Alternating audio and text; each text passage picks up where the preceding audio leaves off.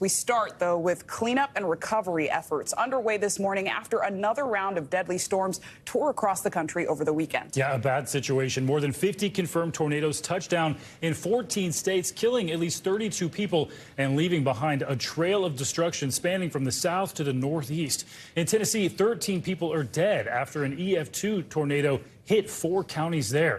Another tornado hit the Tennessee-Alabama border, killing 1 person. In Arkansas, officials say 5 people are dead after an EF3 tornado destroyed thousands of homes and buildings. People described what it was like when the tornadoes hit. I said, that's not just your normal clouds and your thunderstorms. That's a tornado. And as soon as I saw debris coming, I just said, it's time to take shelter. I thought I was a goner for sure, but I rode it out, and the next thing I know, it was just everything was trashed. States in the Midwest like Iowa, Indiana, and Illinois also feeling the brunt of the storm. In Illinois, a tornado hit a theater during a concert, causing a deadly roof collapse. And towns in Delaware and New Jersey are also dealing with the storm's aftermath. This morning, the National Weather Service has confirmed 4 tornadoes touched down in New Jersey as well. NBC News meteorologist Michelle Grossman has the latest for us this morning on the forecast. We also have an Arkansas first responder joining us to talk about the intense damage there. We'll get to them in just a moment, but first let's start with NBC News correspondent Jesse Kirsch. He's in Sullivan, Indiana, with a look at the damage. Jesse, good morning. We know Sullivan County, where you are, was one of the hardest hit areas. What are you seeing this morning? Yes, Stephen, good morning. 3 people killed in this community at large, according to officials here. And you can see behind me debris. That's what we're looking at. Splintered wood, sheared off trees, shattered glass, homes leveled by what the National Weather Service says was preliminarily an EF3 tornado that came through here with wind gusts up to 155 miles per hour. And what you're seeing behind me, the sun is coming up shortly, so it's hard to see off into the distance. But if you can imagine, this debris field behind me just goes on block after block. Officials say here that we're talking about roughly 30 to 40 homes and businesses just in this neighborhood that have been ravaged by that storm. Officials say that they have been able to locate everyone who was missing. Unfortunately, though, as I mentioned, 3 people confirmed dead in this community at large. And now there's this concern about more severe weather coming through here, another threat for severe weather on Tuesday. And already the mayor in this community outside of Indianapolis says that we're looking at recovery that will go on for years, Stephen.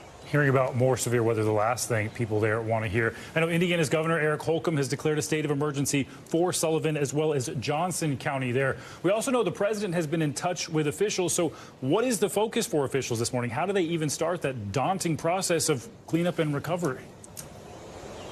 Yes, so we've already seen people going through the debris. Yesterday, I spoke with a man who felt like at that point he had gotten everything he could out of his home less than 48 hours after the tornado swept through here. And so he is going to stay with family for the time being. Said he has insurance, so hopefully he'll be able to rebuild here. But at this point, you can see there isn't much left for some people to be taking away from here. The officials here in this community are calling for volunteers to come out and help. We saw people yesterday handing out food and water while people were in the middle of this cleanup. There are workers out here as well, utility crews out here. So a lot of this going on. But again, Stephen, we're talking about something that's not going to be a couple days. We're talking about years, according to what the mayor expects here. They're also calling for monetary donations to help people in this community. And they said they've had such an outpouring of support for people, a lot of food donations coming in to the point where they said they actually don't need more food. They need those volunteers now and monetary donations, because again, you can see there's a lot of cleanup ahead here. Glad to hear they are getting help, because they are definitely going to need it. Jesse Kirsch, thank you. Now let's get to Captain Dustin Free from the North Little Rock Fire Department. Captain Free, thank you so much for joining us, especially at this time. So first, let's go back to Friday when the tornado hit Little Rock. What were those moments like trying to reach people who were in desperate need of help? So when we first got to the call that there was a tornado on the ground, we actually seen it through local news and through all our weather updates. The people that were not on the fire department at the time, that were at home, our chief made a call to call everybody back that was off duty. We all got to a rally point at our central fire station. The tornado actually crossed over into North Little Rock at approximately 14:29 hours. Within 4 minutes, the first 911 call was called out. The mayor, Terry Hartwick of North Little Rock, he within 15 minutes had our EOC, which is our Emergency Operations Center, up and running. All the department heads came to that location. The work began. We had all the destruction that came through. It started as a touchdown first in our neighboring city of Little Rock, and when it crossed over the Arkansas River into North Little Rock into our Barnes Park area, it doubled in size. It got to, it was about 200 yards wide when it was coming through Little Rock. When it got to the river, it doubled to 400 yards and went through our Barnes Park area. It pretty much destroyed our park. It's going to be a long time before it's back open. Then it moved over into an industrial area and then over into the residential area. Luckily, we feel we're very fortunate. We hate to lose anybody, but we did have one fatality during this storm. Somebody suffered a cardiac issue and CPR was administered, but unfortunately we're unable to. So Captain Free, I mean, you're describing such a large scope of the disaster. Obviously, there's a long recovery ahead for Little Rock. What are you focusing on today as cleanup continues? And also, what resources do residents need? Okay, so right now, within on Friday night, we had all of the houses covered and searched and cleared.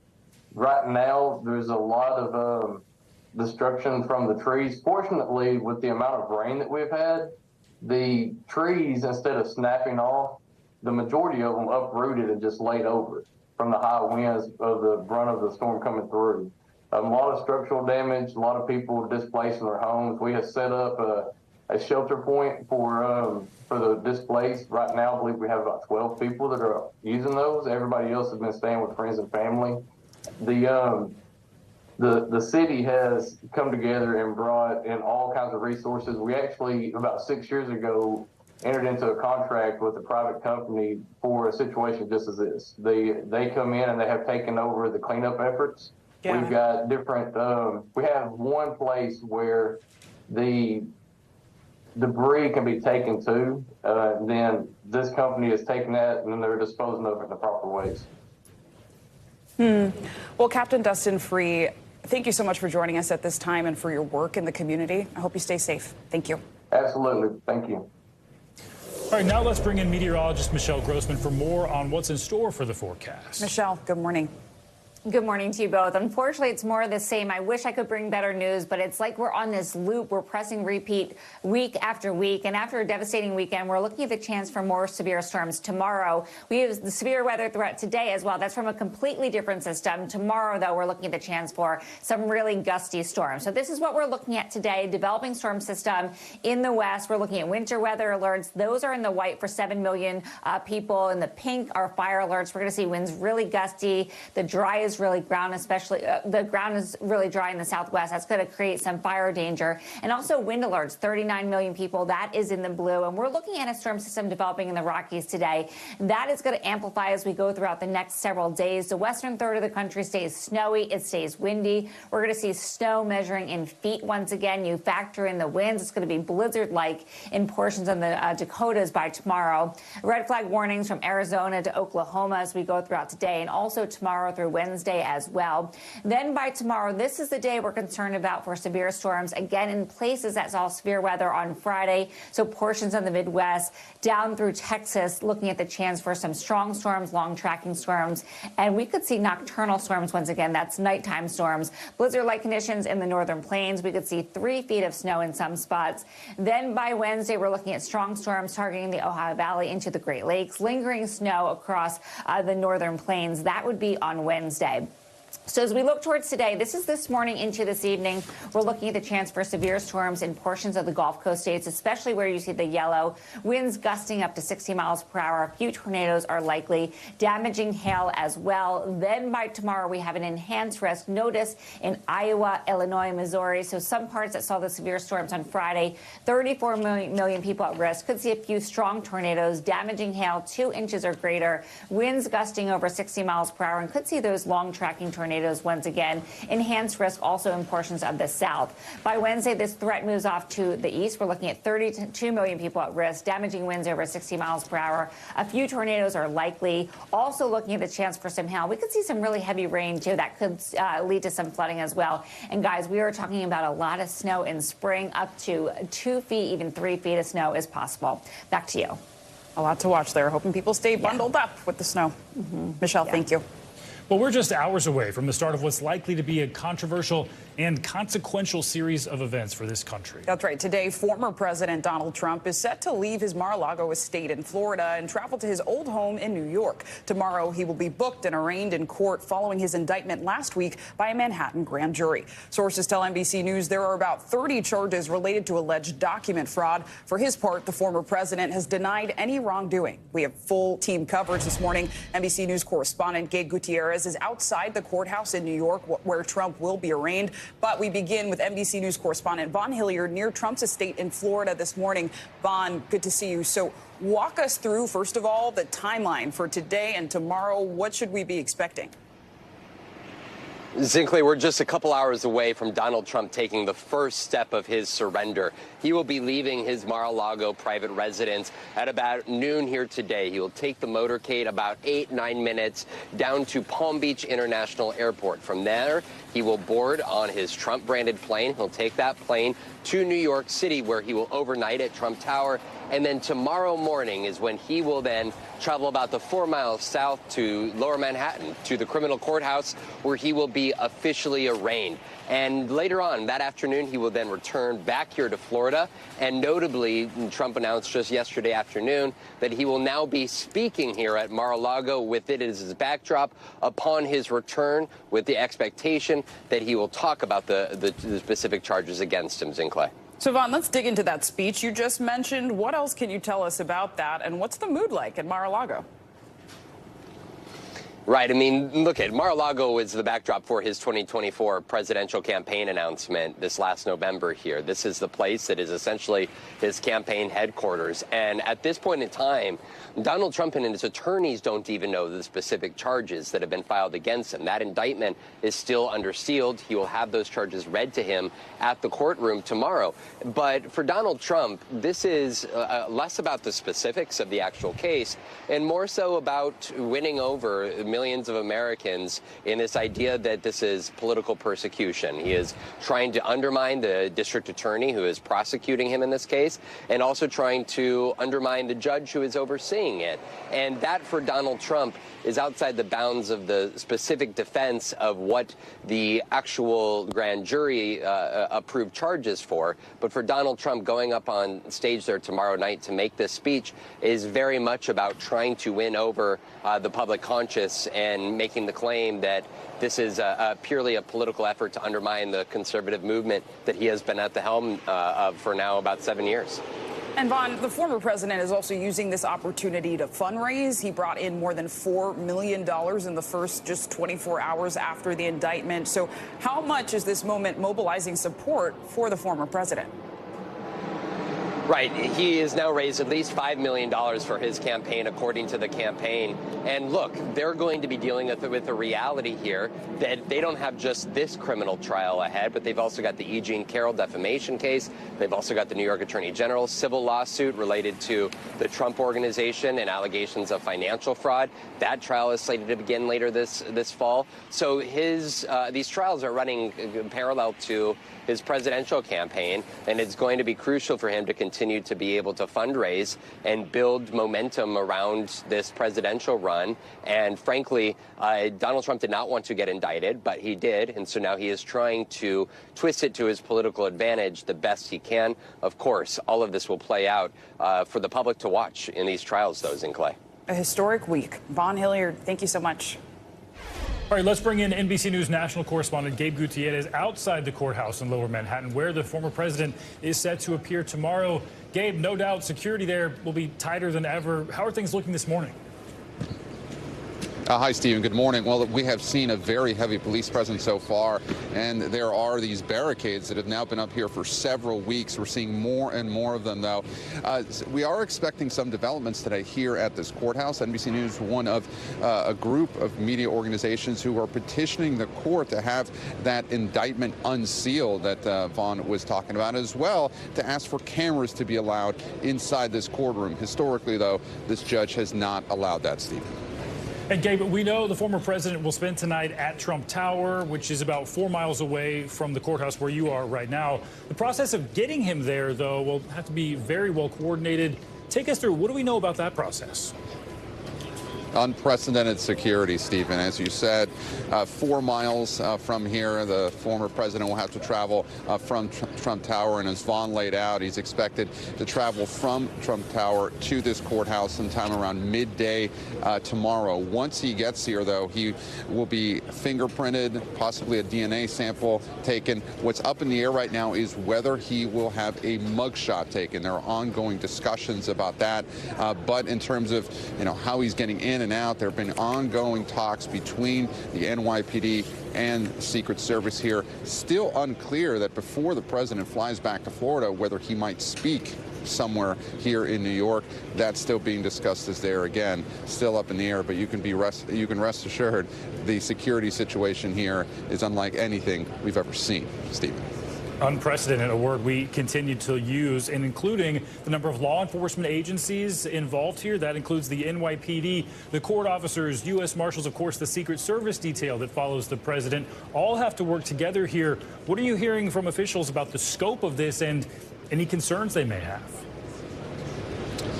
Well, they'll certainly be keeping an eye out for many things. Over the last several weeks, there have been hundreds of threats to the DA's office here. There will be thousands of officers from multiple agencies that will be involved in the planning of this. And NBC News spoke with the former NYPD commissioner yesterday about what he expected. Take a listen. As this plays out in the months to come, I think it's only going to get more and more intense, and that security is going to ratchet up. And I would say, from the law enforcement perspective, what worries you, what should worry you, is just the rhetoric. And as it continues to grow and build with something that we've never seen before, how does that impact people, whether it's here, whether it's other parts of the country? And again, that rhetoric that the former NYPD commissioner mentioned has been on display here since the former president has been posting on social media. There has been an increasing number of threats made here to the DA. And one more point, Stephen, authorities are tracking they're labeling a peaceful protest, what the organizers are labeling a peaceful protest that will happen right here, not far from our camera position in this park across the street from the courthouse. A group of young Republicans here in New York say they will hold a rally headlined by Congresswoman Marjorie Taylor Greene here tomorrow as well. Stephen. A lot of coordination going into this. All right, Gabe, thank you. Now let's bring in NBC News legal analyst Danny Savalos for more on the Trump indictment. Danny, good morning. This is going to be a big week. So we know former President Trump expected to come to New York today, turn himself into police tomorrow. What then should the public be looking for, and can they expect an unsealed indictment? Yes, theoretically, the indictment will be unsealed following the arraignment. But in terms of what to expect, I could tell you about the procedure, but take all of that and throw it out the window, because I'll give you Exhibit A.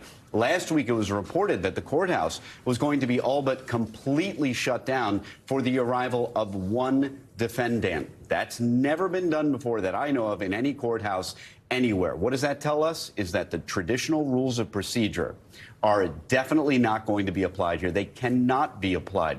Right off the bat, we start with a bang. We're breaking all the normal rules. So I can tell you what procedure normally requires, whether it be a mugshot or even handcuffing. I don't think we're going to see handcuffing at all in any way. That's an example of all the traditional rules out the window. I'm hearing we're not even going to get a mugshot. Again, why not? Well, it makes sense. Who the heck doesn't know what Donald Trump looks like? Do you really need a mugshot? But again, different rules for the most unique prosecution in the history of prosecution. There's a reason we're calling it unprecedented. Yep, continue to use that word. And Trump also facing this federal investigation over his handling of classified documents. The Washington Post has new evidence that could suggest obstruction of justice in this case. Former Attorney General Bill Barr was speaking about this. Here's what he had to say. I think the document case is the most serious case. I don't think they went after those documents to get Trump. I think they actually wanted the documents back. And what's at issue in that case is not the taking of the documents, it's what he did after the government sought them and subpoenaed them and whether there was any obstruction. And I think that's the most serious one out there. So what do you make of Barr's comments on this potential new evidence? I agreed with him before he said them, because the documents case always posed, in my view, the greatest threat to Donald Trump, the easiest case. Now, I did think the Fulton County DA also posed a threat, but only because the Fulton County DA would be more inclined to bring an indictment than, say, federal prosecutors. But on the evidence alone, the Mar-a-Lago documents case was what I thought was the looming indictment the first time I saw that New York Times headline that said indictment likely very soon. I never imagined it was the Manhattan DA's case. I've always thought that it's the Mar-a-Lago documents case for exactly the reasons that Barr says right there. There's no evidence that anyone's out to get Trump. If anything, it sounded like they were trying to get the documents by playing nice. And then allegedly Trump fought back and arguably even fraudulently said, hey, we gave them back when they didn't. And you mentioned the DA. Obviously, Manhattan DA Alvin Bragg has been at the center of a lot of threats. We actually heard from a former Manhattan DA, Cyrus Vance, who spoke out about this. Let's take a listen to his comments on Meet the Press. I was disturbed to hear the former president speak in the way he spoke about the District Attorney Bragg and even the trial court in the past week. And I think if I were his lawyer, and believe me, no one is called up to ask for my advice, I would be mindful of not committing some other criminal offense like obstruction of governmental administration, which is interfering with or by threat or otherwise the operation of government. So we're hearing him say he would be mindful. Could Trump's verbal attacks on Bragg sway a jury or even lead to criminal charges? Could Trump's words affect public perception of him? Of course, they always have. That is what Trump does best.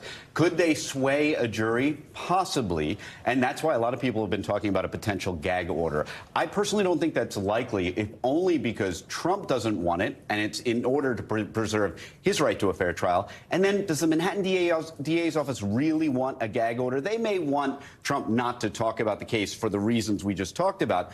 But if you're the Manhattan DA's office, let him go to town. Let him tweet things. In the past, he has tweeted things that have been used as evidence against him. Exhibit A to that would be the "will be wild" tweet before January 6th. That's been printed out and used as exhibits in many different investigations. So if I'm the Manhattan DA's office, there's nothing sensitive about any of the evidence. The checks, we've had them for years. The contracts, we've had them for years. We know what Michael Cohen's going to testify to. Everything's already out there. If I'm the Manhattan DA, let him go out there and tweet. Time will tell where this all lands. Danny Savalos, thank you so much. Thanks for watching our YouTube channel. Follow today's top stories and breaking news by downloading the NBC News app.